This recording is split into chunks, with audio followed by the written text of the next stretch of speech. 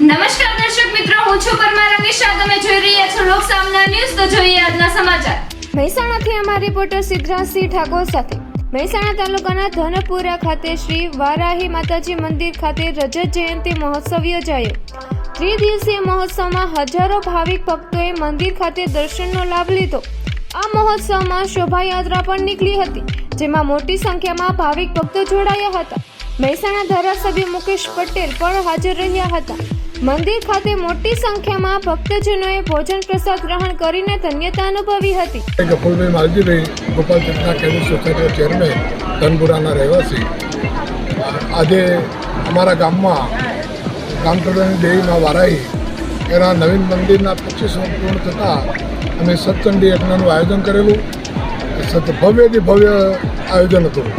બહારથી પણ ખૂબ પબ્લિક માતાજીના દર્શન લાભાર્થે પધારેલી છે અને તમામ ટ્રસ્ટીગણ તથા ગ્રામજનોના સહયોગથી ત્રિદિવસ મહોત્સવમાં ખૂબ પબ્લિક આવી અને ખૂબ આયોજન સુંદર હતું. એટલે દરેકે માતાજીના ખૂબ આશીર્વાદ લીધા. મા વારાહીને મારી એક જ પ્રાર્થના કે મા અમારા ગામમાં સુખ શાંતિ અને સમૃદ્ધિ વધારજે, આનંદ કરાવજે. માં ભોજન પ્રસાદનો અમારા મોતીરામભાઈ મગનભાઈ પરિવાર તરફથી 3 દિવસ એમના લાભાર્થે દરેક ગ્રામજનો તથા બહારથી આવતા તમામ મહેમાનોનો એમને ભોજન પ્રસાદ આપેલા હતા. તો ફરી મળીશું એક નવા સમાચાર સાથે. ત્યાં સુધી જોતા રહો લોક સામના ન્યૂઝ.